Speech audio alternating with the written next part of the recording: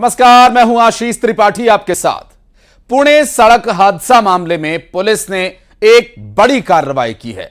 दरअसल इस पूरे मामले में जो आरोपी नाबालिग हैं उसके पिता को पुलिस ने महाराष्ट्र के संभाजीनगर से गिरफ्तार कर लिया है। मामला दर्ज होने के बाद से आरोपी के पिता फरार चल रहे थे। दरअसल सड़क हादसे में मध्य प्रदेश के 2 IT इंजीनियर्स की मौत हो गई थी और आरोपी के पिता शहर के जाने माने बिल्डर हैं, लेकिन आरोपी के एक्सीडेंट का वीडियो सोशल मीडिया पर आने के बाद पुलिस ने बड़ी कार्रवाई करते हुए बिल्डर पिता को ही गिरफ्तार कर लिया है।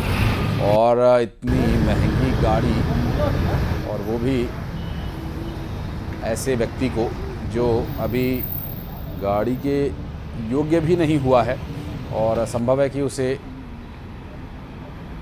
ये लापरवाही करने के लिए कौन से बता। हमने उसके फादर, एक्यूज्ड के फादर को सेक्शन 75 जुवेनाइल जस्टिस एक्ट के तहत उसके विरुद्ध कार्रवाई की, जिसमें उसने एक माइनर को फैसिलिटेट किया इस क्राइम के लिए। उसने उसको गाड़ी प्रोवाइड की, उसने उसको पार्टी में जाने के लिए फैसिलिटेट किया, उसको वहां दारू पीने के लिए उसको पैसे और बाकी सुविधा प्रोवाइड किए।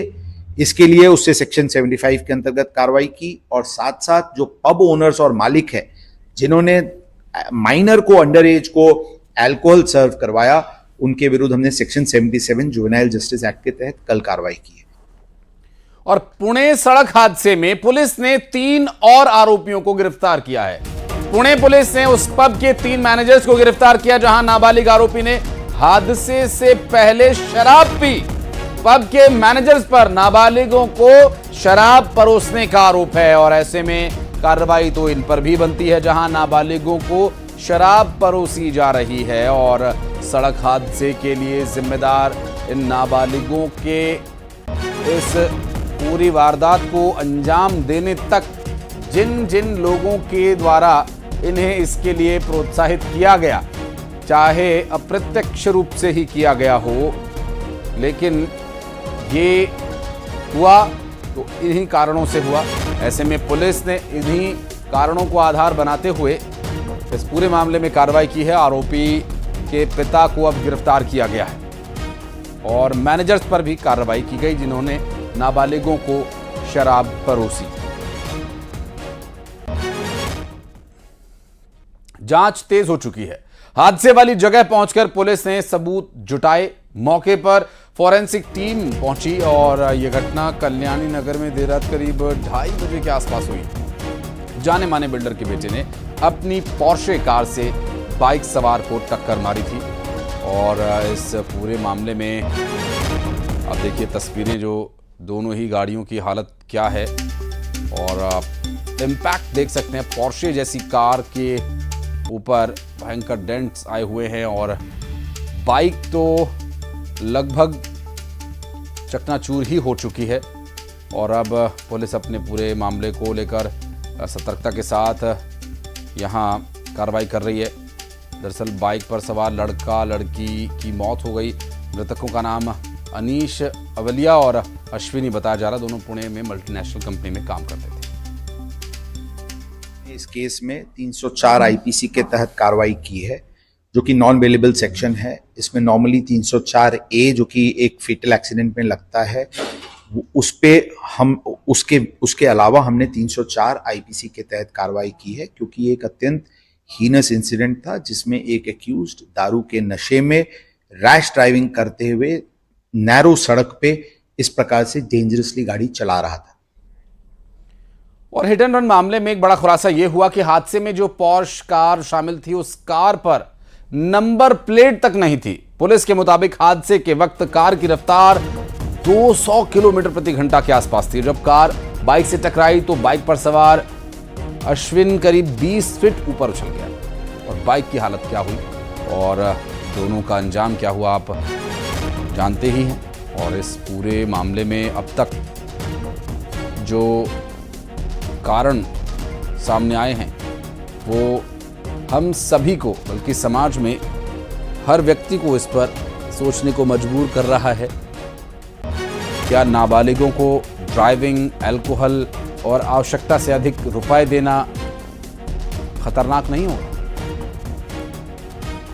जो नाबालिग के पिता है उनको संभाजी नगर से अरेस्ट किया गया है क्योंकि जैसे ही उनके खिलाफ ये जुवेनाइल जस्टिस बोर्ड के तहत मामला दर्ज किया गया था तो वहीं पे और वो भाग गए थे और संभाजी नगर से पुणे पुलिस ने आज उनको गिरफ्तार किया है। उन्हें पुणे लाया जा रहा है। फिलहाल मैं येरवाड़ा पुलिस स्टेशन पे हूँ, आपको विजुअल्स दिखाऊंगी। यही वो पोर्शे गाड़ी है जिससे क्राइम हुआ था। यहाँ तक कि आप जहाँ देखें तो एक्सीडेंट के बाद ये जो गाड़ी है वो काफ़ी डैमेज हुई थी। यहाँ तक कि अब विजुअल्स देखते हुए हम ये भी समझ सकते हैं, जब कहा जा रहा था पुलिस के द्वारा बार बार कि ये जो गाड़ी है उसमें नंबर प्लेट भी नहीं थी। उसके अलावा आप देख सकते हैं कि जो नीचे पड़ी बाइक है ये वही बाइक है पल्सर जिसपे अनीश और अश्विनी जो है सवार थे। जब ये पोर्शे गाड़ी ने अनीश और अश्विनी को हिट किया तो अश्विनी तकरीबन 20 फुट ऊपर उड़ के वो गिर गई थी। यहाँ तक कि जो अनीश था वो खुद ये बाइक चला रहा था और वो पास ही खड़ी एक जो दूसरी गाड़ी थी उस पर गिरा जिससे उसकी भी मौत हो गई थी। उसके अलावा ये जो आप डिज़ायर स्विफ्ट गाड़ी देख रहे हैं उसको भी जो है मार लगी थी। जहाँ सीसीटीवी फुटेज की बात करें तो पुणे पुलिस ने जो सीसीटीवी एक्सेस किया है वो सीसीटीवी में साफ दिख रहा है कि जो आरोपी है इस मामले में नाबालिग वो तकरीबन 200 किलोमीटर से ज़्यादा की स्पीड पर वो गाड़ी चला रहा था जिससे जो पल्सर गाड़ी है पल्सर बाइक है उसको उसने टक्कर मारी। उसके बाद ये जो स्विफ्ट गाड़ी है उसको टक्कर मारी जिसके बाद जो डिवाइडर था रास्ते पर उससे ये खुद जो पोर्शे गाड़ी है उसका एक्सीडेंट हुआ था।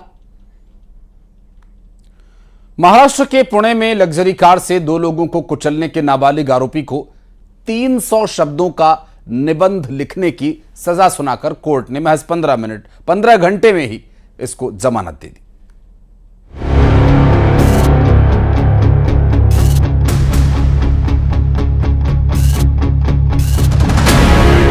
रूह को कपा देने वाला हादसा,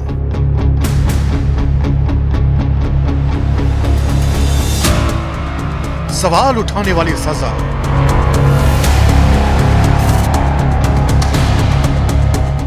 कत्ल वाला अपराध, निबंध वाली सजा।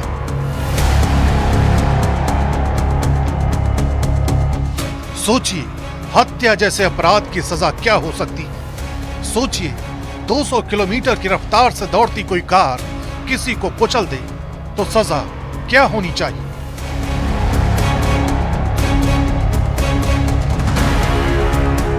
पुणे में हुए इस भयानक हादसे ने ऐसे ही सवालों को लेकर नई बहस छेड़ दी, क्योंकि एक लड़का और एक लड़की को कुचलने वाले अपराधी को महज 300 शब्दों का निबंध लिखवाने के बाद जमानत पर छोड़ दिया गया। इसके अलावा 15 दिन तक ट्रैफिक पुलिस के साथ काम करने का भी आदेश दिया गया और इन्हीं शर्तों के साथ सड़क हादसे में 2 लोगों की जान लेने वाले आरोपी को जुवेनाइल जस्टिस बोर्ड ने 15 घंटे के अंदर बेल पर छोड़ दिया।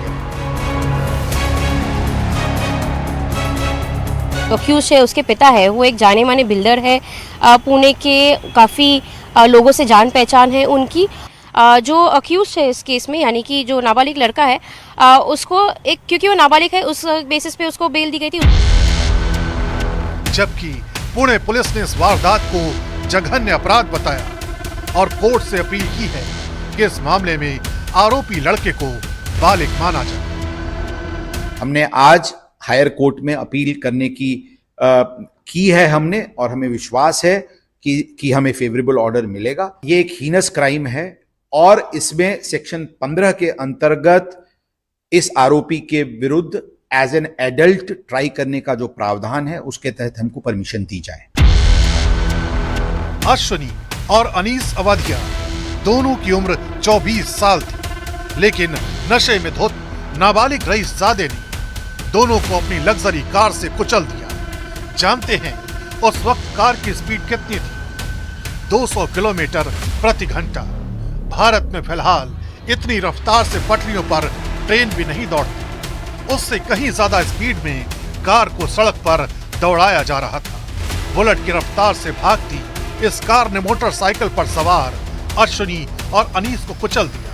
दोनों आईटी कंपनी में काम करते थे और जबलपुर के रहने वाले थे। दावा किया जा रहा है कि हादसे से ठीक पहले आरोपी ने दोस्तों के साथ बैठकर एक पब में शराब पी थी और अपने दोस्तों को कहा था कि दिखाते हैं कि उसकी गाड़ी सड़क पर कितनी रफ्तार बढ़ सकती है, और इसी रफ्तार ने 2 लोगों की जिंदगी छीन ली। दावा किया जा रहा है कि जिस लग्जरी गाड़ी से यह हादसा हुआ उसकी नंबर प्लेट भी नहीं थी। फिलहाल पुलिस ने लड़के के पिता और पब मालिक के खिलाफ एफआईआर दर्ज कर ली है। लेकिन सवाल तो यही है, क्या रसूख के आगे किसी इंसान की जान की कोई कीमत नहीं?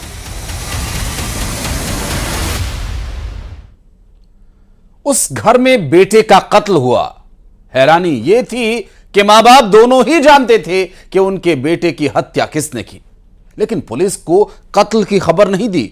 उल्टा मां ने खून के धब्बे मिटाए और पिता ने हत्यारे के साथ मिलकर बेटे की लाश ठिकाने लगाई। आखिर यह कौन कातिल है, देखिए इस रिपोर्ट में।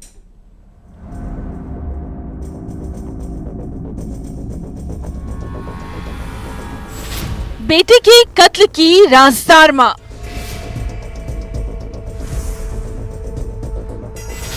मां ने मिटाए खून के धब्बे, पिता ने लाश को ठिकाने लगाया। मां बाप ने दिया हत्यारे का साथ। बोरियों में लिपटी लाश कुएं में दफन, राज।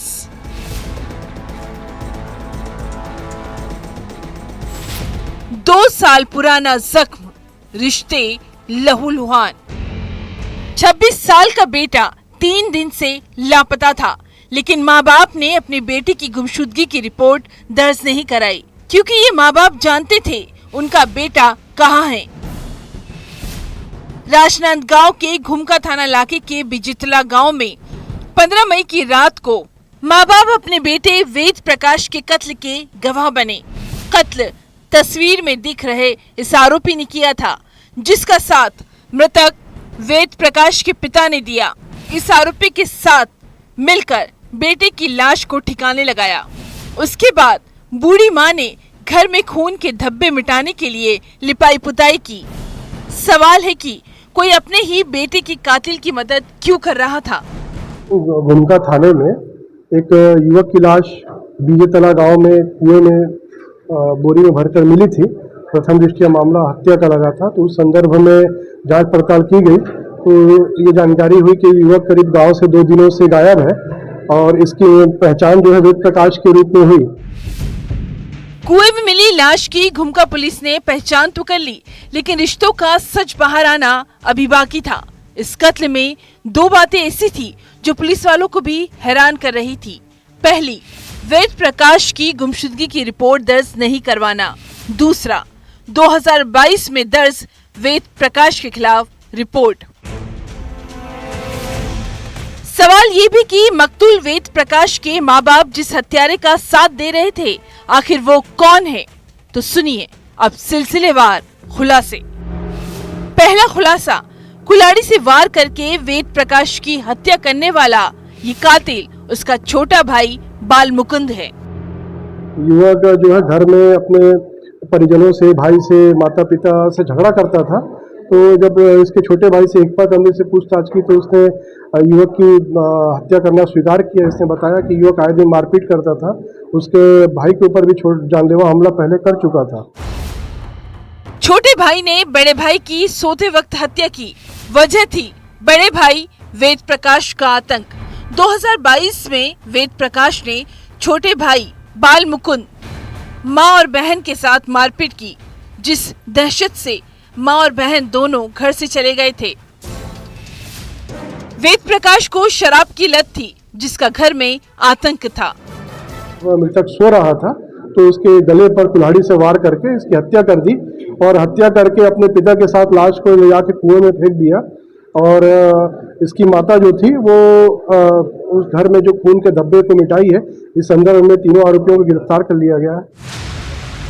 इस आतंक का ऐसा खौफनाक अंत हुआ। राजनांदगांव में राकेश यादव के साथ bureau report, news 18 Madhya Pradesh Chhattisgarh. दोनों सगे भाइयों ने मिलकर साजिश रची और यह साजिश थी जीजा के कत्ल की। दोनों सालों ने मिलकर अपने जीजा का मर्डर कर दिया। अब सवाल यह कि आखिर क्यों भाइयों ने उजाड़ा बहन का सुहाग? खुलासा हैरान कर देगा।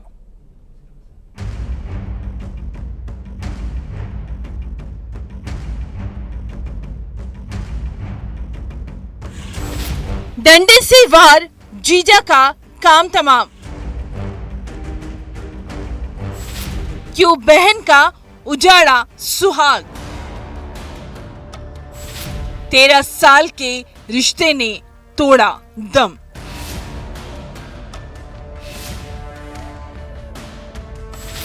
जीजा के जुल्म का दी एंड।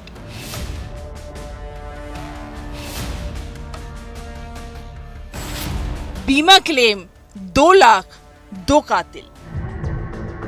यूपी के रहने वाले 42 साल के मुन्ना चौहान की लाश छत्तीसगढ़ के जांजगीर चांपा के परसदा गांव में तालाब किनारे मिली।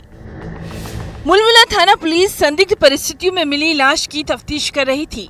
पोस्टमार्टम रिपोर्ट से खुलासा हुआ कि ये हत्या का मामला है। मुलमुला थाना क्षेत्र के परसदा गांव के तालाब में एक अज्ञात युवक की शव बरामद हुआ था, जिसमें उसकी पहचान मुन्ना चौहान निवासी बलौदा के रूप में थी, जो इलाहाबाद में रह के मजदूरी करता था तथा उसका परसदा गांव में ससुराल था। संदेहास्पद परिस्थितियों में उसका शव बरामद हुआ था, जिसमें पुलिस के द्वारा मर्ग कायम करके विवेचना में लिया गया।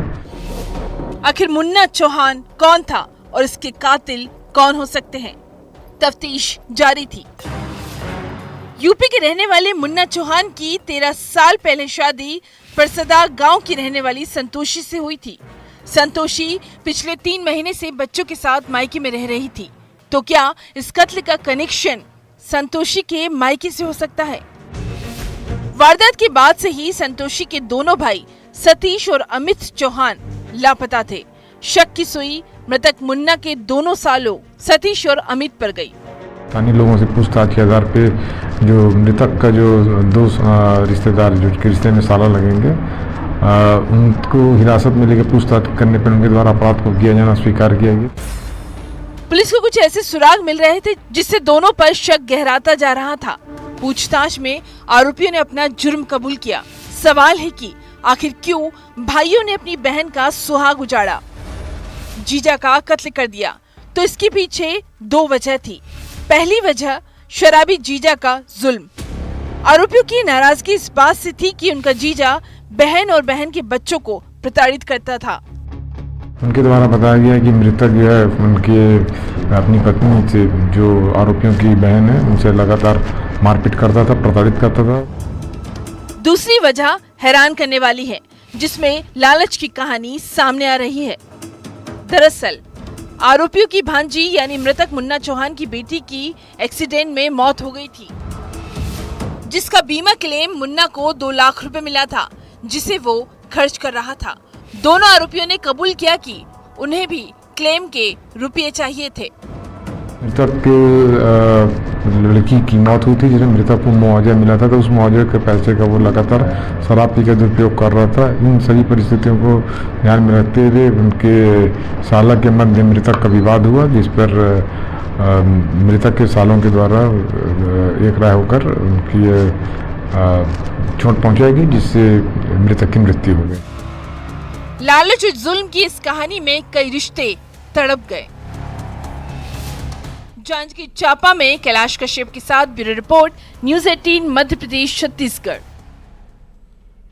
और इस लव स्टोरी में पहले घरवाले विलन बने और क्लाइमेक्स में खुद लवर ही बन गया खलनायक, जिसने कहा हां मैंने गर्लफ्रेंड को मार डाला। आखिर क्यों मोहब्बत के हुए टुकड़े? एक रिपोर्ट।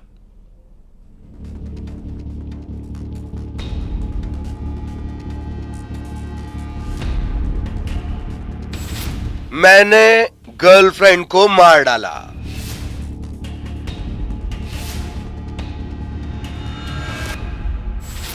लिव इन पार्टनर का कत्ल।